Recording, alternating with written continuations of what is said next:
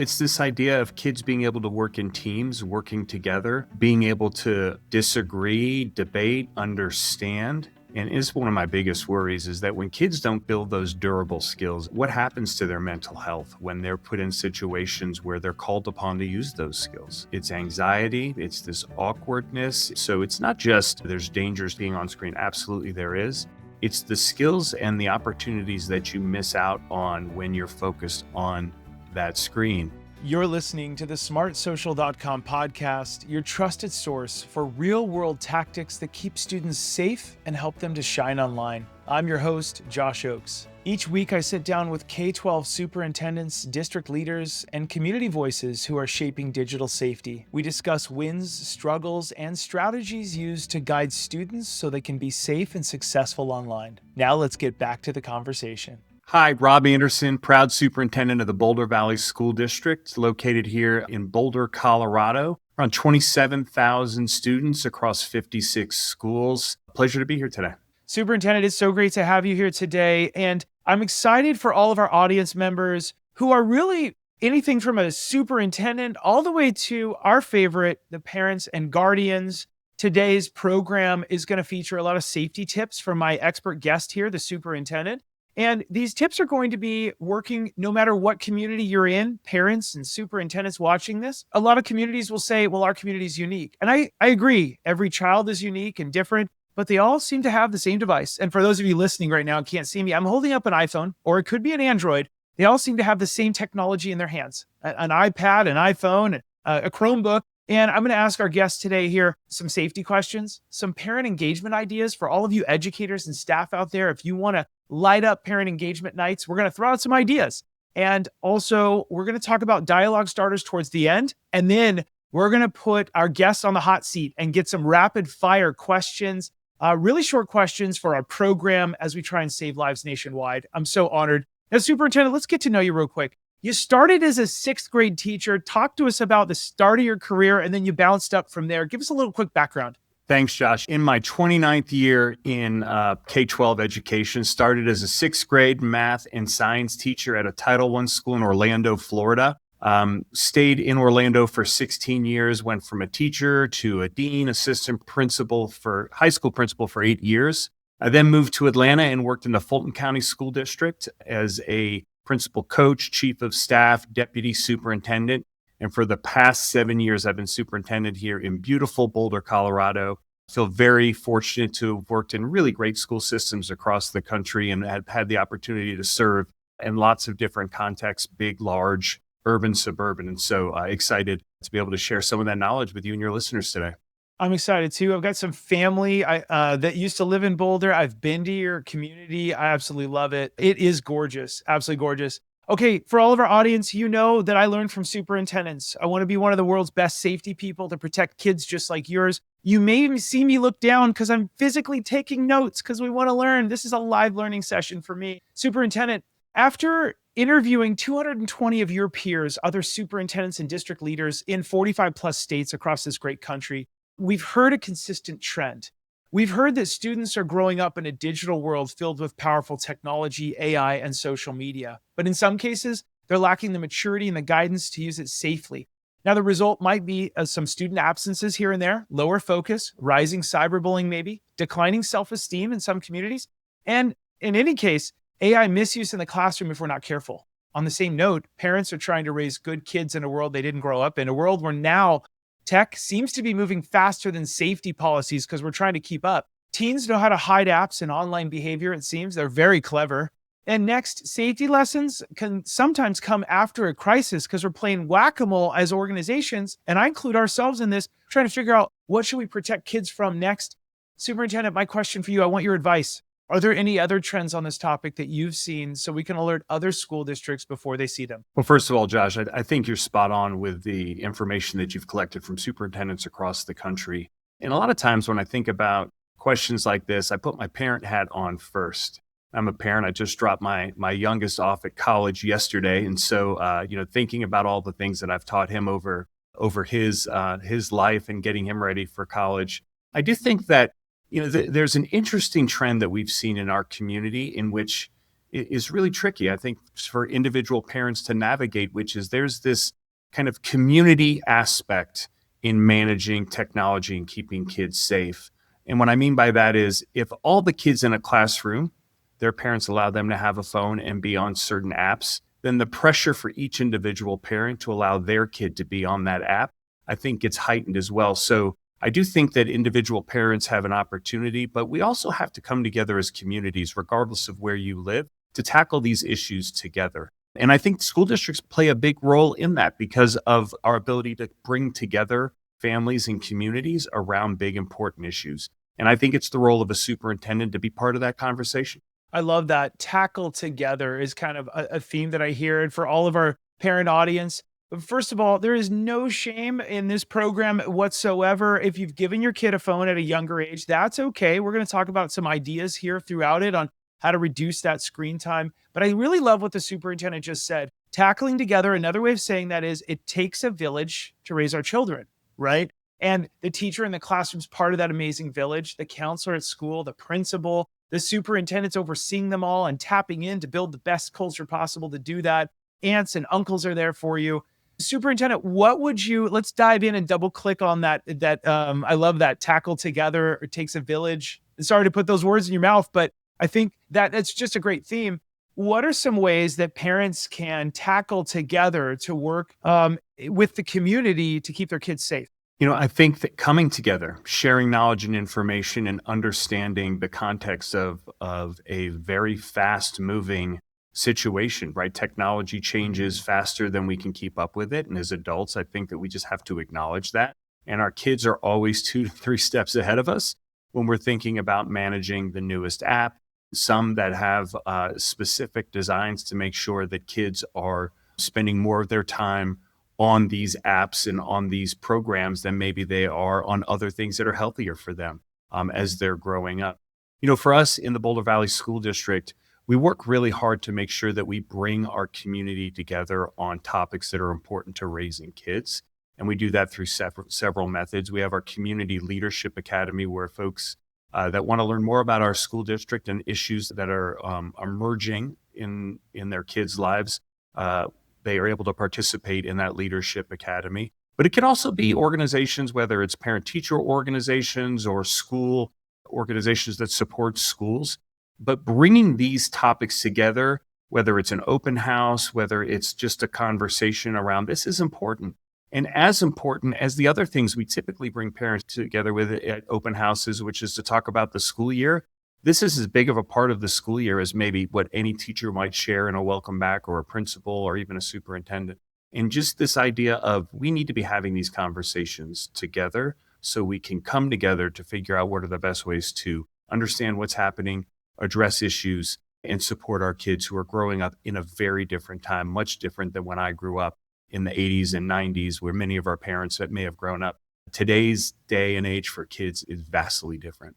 Yeah, you mentioned something a lot about how these apps are making it so that kids are on the screen more. I think that's a wonderful segue into one of the biggest questions that parents ask us. For our parent audience, that we hear from millions of parents a year. And one of the biggest trends that parents ask us is, Josh, what advice would you give a student to help them recognize some of the red flags of a dangerous stranger? And in some cases, we'll get to it a little bit later, too much screen time. Let's hear from a real student right now, a teenager in our program, about how she might help a friend recognize red flags.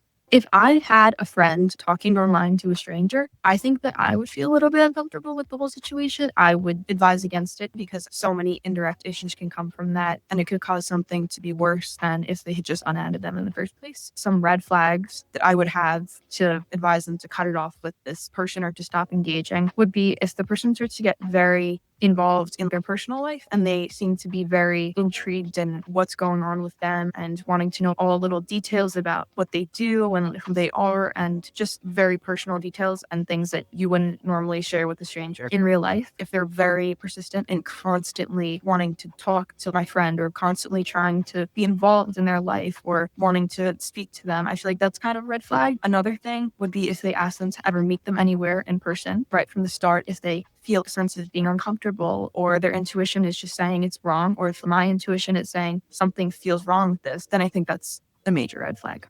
Superintendent, in addition, we've heard from communities like yours and from all of your peers nationwide, and this is what we're hearing. I'd love your advice on this and feedback. We're hearing that many parents feel overwhelmed trying to keep up with fast moving online trends and digital safety risks.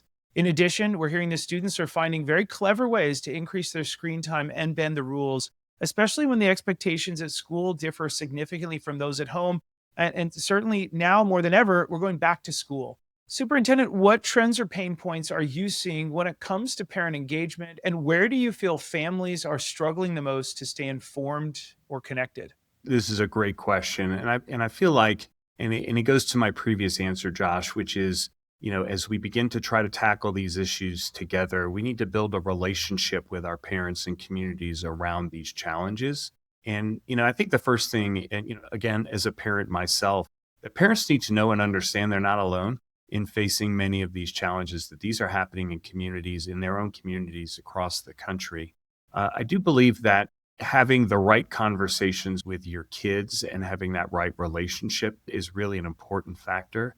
Creating a set of rules and guidelines and guardrails around the use of technology. And I think that being consistent with that is really, really important. One of the things that we focus on as we've addressed this topic in our school district and in our community isn't necessarily focused on the screen time. It's the things that kids aren't doing anymore because they're spending so much time on their screens, right? Are kids talking to one another? Or are you seeing kids in a playground sitting next to each other, texting each other when they're literally within a stone's throw where they can go and say hello?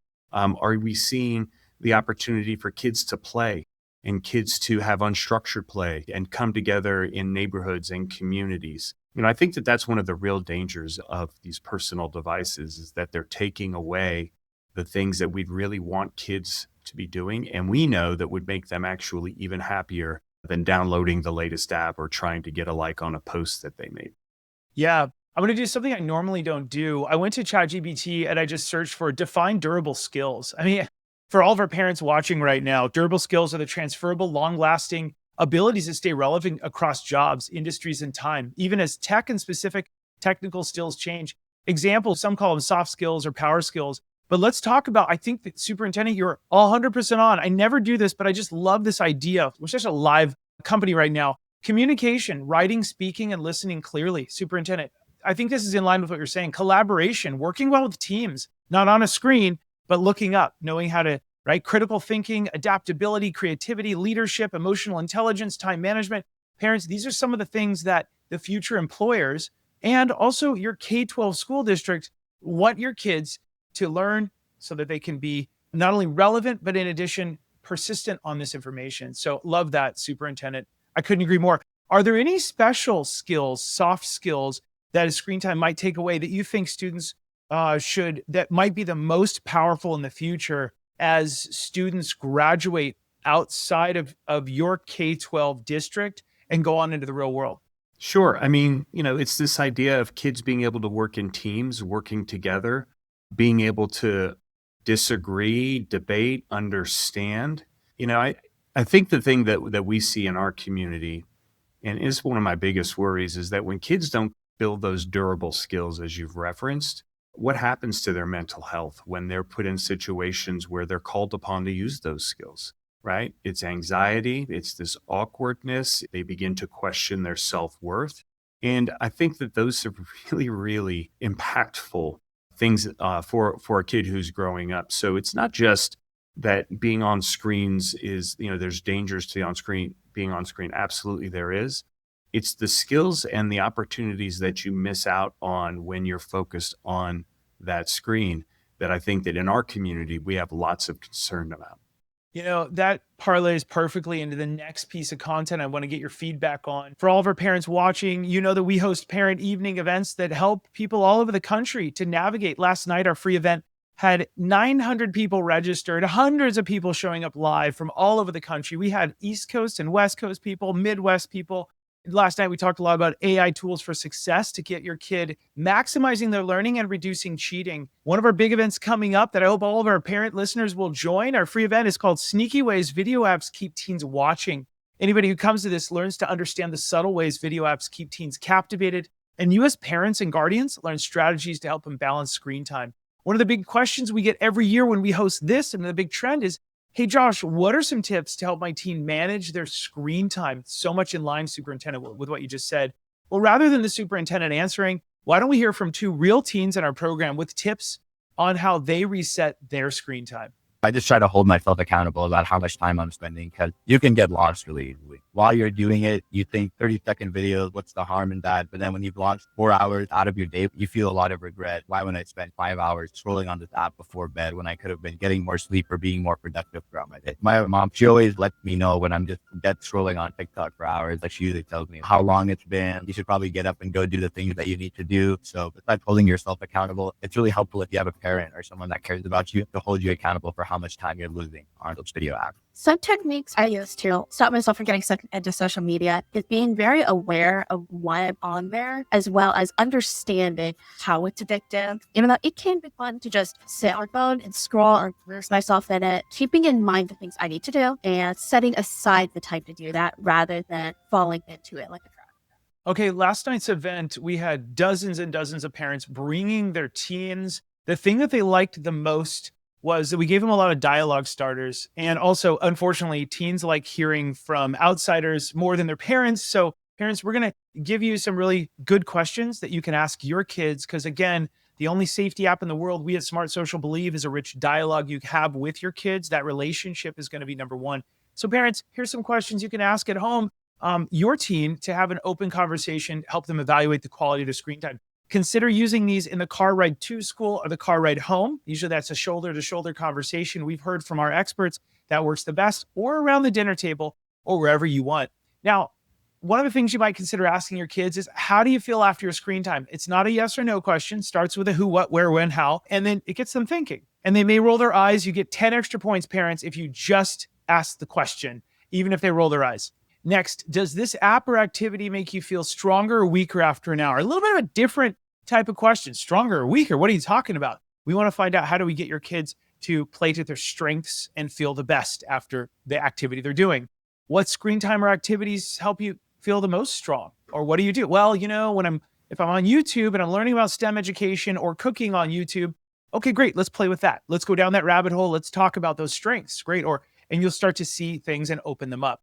Next, what activities make you feel more focused or relaxed? Another way to look at this from some of our experts at Smart Social: how do we get focused? How do we get relaxed? Sometimes too much TikTok will get us all riled up and so on, or some of these video games. And the last one, I want you parents to try and make your own.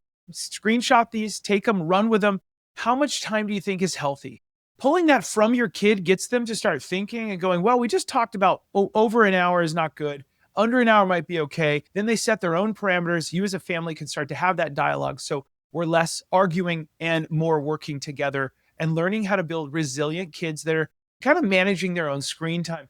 Superintendent, I want you to put on that teacher hat, please. What dialogue starters when it comes to screen time are we missing? And what are your recommendations for parents to open up that rich dialogue? I think the most important thing is start talking with your kids, right? And that open dialogue, Josh, I couldn't agree more, is the most important tool that I've found as a parent in talking with both of my kids as they have tried to navigate this new world of social media and personal devices.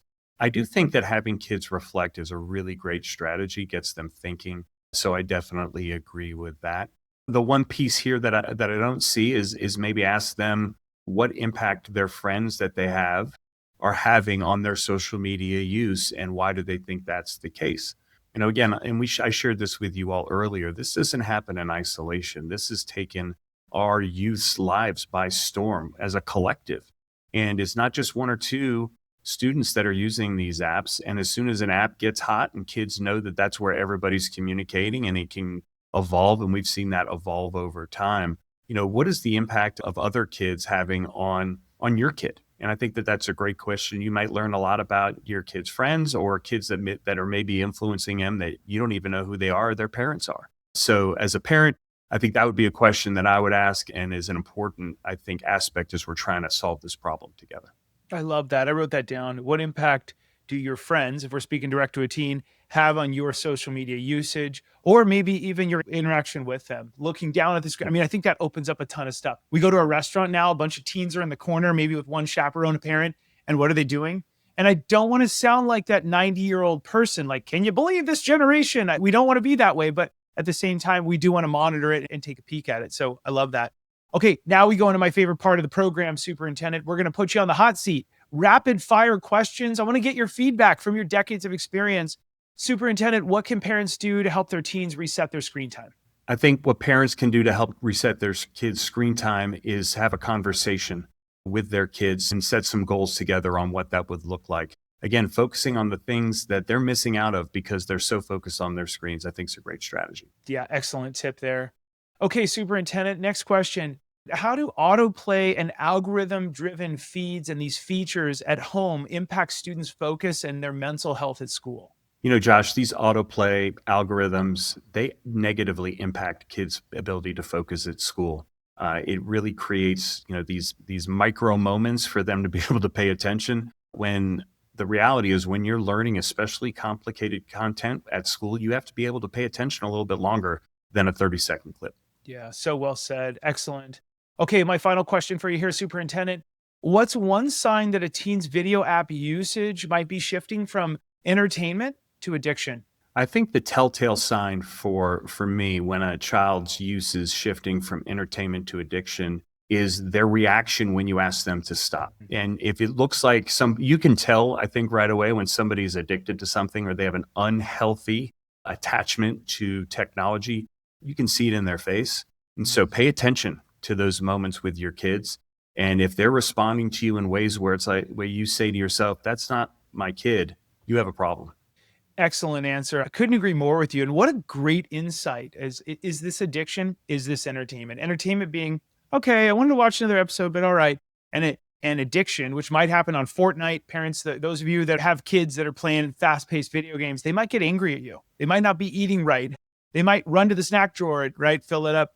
Superintendent, I couldn't agree with you more. Hey, Superintendent, you've taken a lot of time out today to record with us. You have a very busy day back to school. Thank you so much for joining us and taking the time. Josh, it's been a pleasure and want to just commend you and the work that you're doing and thank everybody who's watching and paying attention to the issues that are emerging in homes across America and in classrooms across America. And I think that we need to come together to be able to address these as communities. So true. For all of our audience members, remember, it's all about keeping kids safe. We have a rich dialogue. We look over their shoulder. It's okay to have those tough conversations, and you get 5 extra points from us if they roll their eyes. That means you're doing the important things that you need to do to be a parent that really cares about them. So someday they're successful. That means they shine online, they get that dream job, career, internship, and everything else so that we can launch them into their future using the digital tools that they need to know.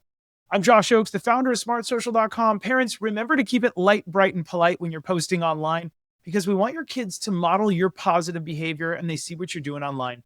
We'll see all of you on the next episode. Have a great rest of the day. Thanks for spending time with the smartsocial.com podcast. If today's insights were useful, please share the episode with a fellow parent or educator and subscribe so you never miss our next conversation. And parents, make sure to join one of our next live online events each week to keep your family safe and also enter for a chance to win cool prizes. You can learn more at smartsocial.com. I'm your host, Josh Ochs, and parents, remember to keep it light, bright, and polite because your kids are watching what you're doing online. I'll see you on the next episode.